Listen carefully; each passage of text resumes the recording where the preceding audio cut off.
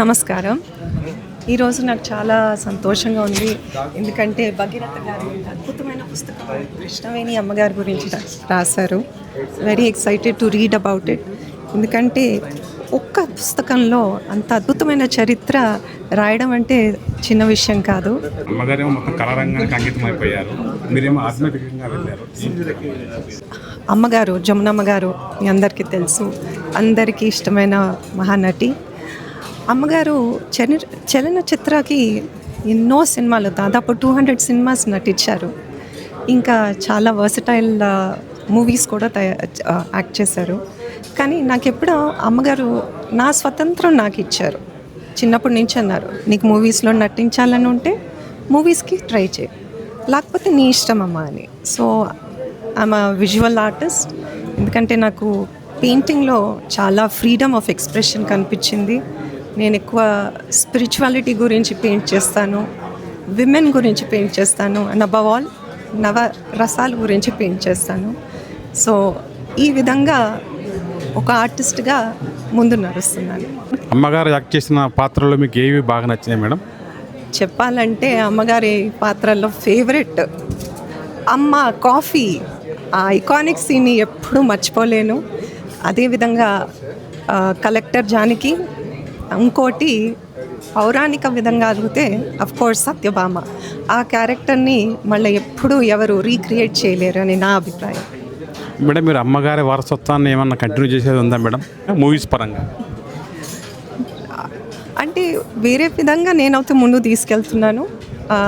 అంటే కళాకారికి ఒక బిగినింగ్ ఉండదు, ఒక ఎండ్ ఉండదు. సో నేను ఒక విజువల్ ఆర్టిస్ట్. అదేవిధంగా జమున గారి ముద్దుల మనవడు అవిష్టులూరి. సో అమ్మగారికి చాలా కోరిక. అమ్మ ఎప్పుడు అనేవారు, నా కూతురికి నా టాలెంట్ రాలేదు కానీ నా అందము, నా టాలెంట్ అంతా నా మనవడికి వచ్చింది. ఏమో తెలీదు, భవిష్యత్తులో అవిష్ అమ్మమ్మ గారి పేరు నిలబెడతాడని నేను ఆశిస్తున్నాను. మీ అబ్బాయి హీరోలాగా ఉన్నాడు, ఆ అబ్బాయిని ఏమైనా హీరోగా ఇంట్రొడ్యూస్ చేస్తున్నారా? Thank you. హీరోలాగా ఉన్నాడంటే మొత్తం జమున గారి ఆశీస్సులు కటాక్షం ఉన్నట్టే. సో డెఫినెట్గా maybe in the future he will enter the film industry. Awards వచ్చినాయి ఏమున్నాయి అమ్మవారికి?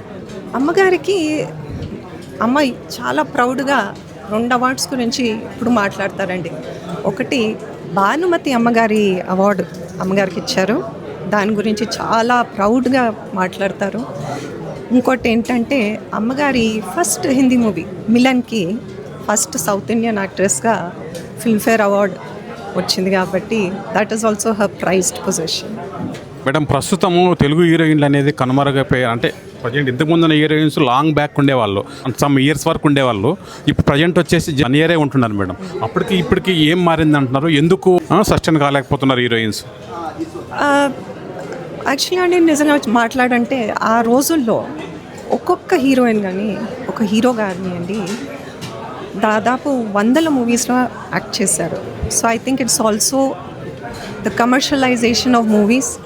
దాని మూలంగా సస్టైన్ అవ్వలేకపోతున్నారు హీరోయిన్స్. నా కోరిక ఏంటంటే మళ్ళా, because I'm an old soul, పాతకాలం లాంటి ఇంపాక్ట్ఫుల్ మూవీస్ మళ్ళీ క్రియేట్ అవ్వాలని నేను ఆశిస్తున్నాను.